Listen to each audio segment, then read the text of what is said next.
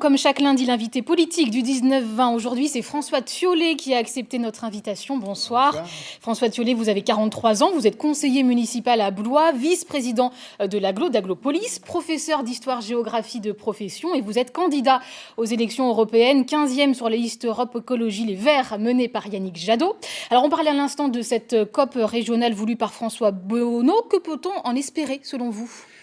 Déjà, c'est très bien d'avoir des écologistes dans une région. Ça permet de porter des questions écologiques de façon assez forte. Et je remercie Charles Fournier et toute son équipe d'avoir pu mettre ça à l'ordre du jour du Conseil régional. Ce qu'on peut en espérer, je le dis pour moi en tant que citoyen, mais aussi en tant qu'élu, c'est que ça crée des dynamiques au niveau local pour des dynamiques qui soient des dynamiques vertueuses, qui soient des dynamiques positives. Au niveau local, moi, je m'occupe de la question des déchets. Aujourd'hui, il y a des choses qu'on réussit à mettre en place à Aglopolis. Mais par exemple, il y a des questions qui sont encore des questions importantes à trancher. La question du traitement des fermentescibles, la question de sortir ou de dépasser l'incinération. C'est toujours des questions qui intéressent les citoyens et pas forcément des questions Des techniques. leviers d'action concrets sont-ils possibles au niveau local pour ce qui concerne notamment une région très nucléarisée comme la nôtre ?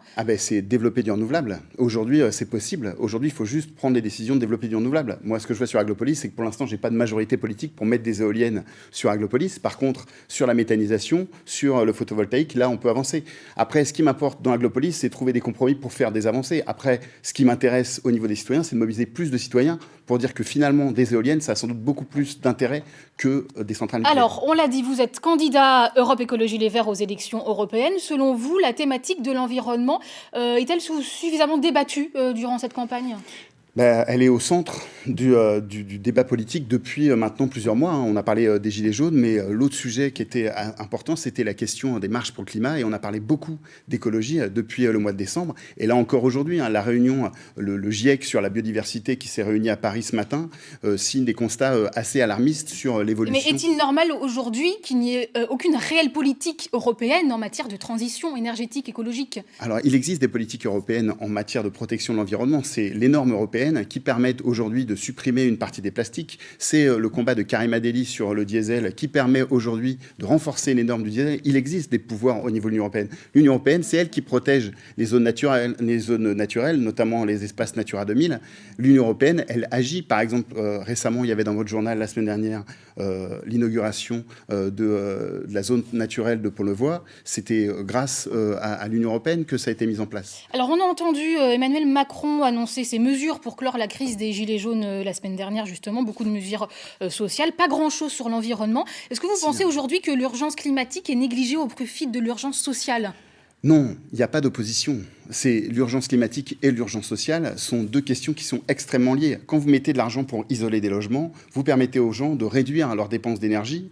Quand vous mettez de l'argent pour transformer les modes de déplacement, vous permettez aux gens de sortir de la dépendance au pétrole. C'est comme ça que nous l'envisageons et c'est comme ça qu'il faut l'envisager.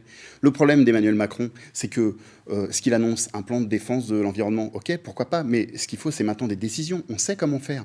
On sait qu'il faut faire. Il faut mettre de l'argent sur la table pour isoler les logements. Il faut mettre de l'argent sur la table pour changer les modes de transport et pour que les politiques au niveau européen comme au niveau local le fassent. Ce qu'on propose nous au niveau européen, c'est simple, c'est mettre 100 milliards par an sur la transition énergétique et surtout de créer un traité environnemental qui permette de mettre comme loi prioritaire la question de l'environnement, qui s'impose à toutes les lois. On voit aujourd'hui, dans les sondages, évidemment ce ne sont que des sondages, que La République En Marche et le Rassemblement National sont au coude à coude. Europe Écologie Les Verts, vous êtes entre 7 et 9%.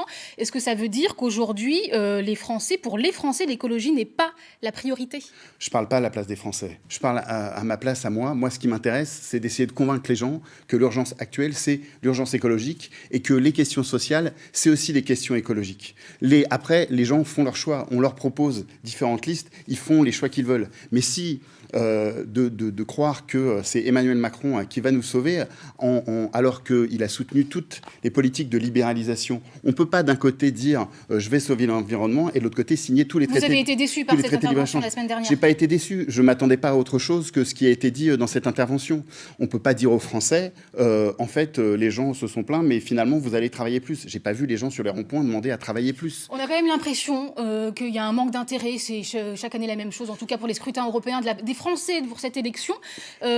Comment ça s'explique ? Est-ce que c'est aujourd'hui parce qu'on a du mal à se rendre compte ce que l'Europe peut apporter aujourd'hui en France, même au niveau local ? Je pense qu'on peut voir ce que l'Europe peut apporter au niveau local. On l'explique pas assez peut-être. On l'explique pas assez. Après, c'est toujours aussi la manière de le présenter. Aujourd'hui, on a aussi un président qui squatte un peu l'agenda médiatique et qui organise sa communication et qui, du coup, reporte aussi le débat pour les européennes. Après, vous en avez parlé la semaine dernière. Vous avez donné l'exemple des chiens d'Orléans. Vous voyez, un exemple assez intéressant d'une entreprise qui est une entreprise qui produit localement avec des produits éthiques. Et pourquoi aujourd'hui les taxes, elles sont pareilles pour cette entreprise que pour une entreprise qui fabrique dans des conditions catastrophiques avec des matériaux qui sont polluants. Ce que nous on demande, c'est que la fiscalité elle change pour favoriser ce type d'entreprise plutôt que des entreprises qui sont polluantes. Merci beaucoup François Thiollet d'avoir Merci à accepté vous. notre invitation ce soir dans le 19-20. J'ajoute que la semaine prochaine, je recevrai Karine Gloanec-Morin, députée européenne sortante Parti socialiste. Merci.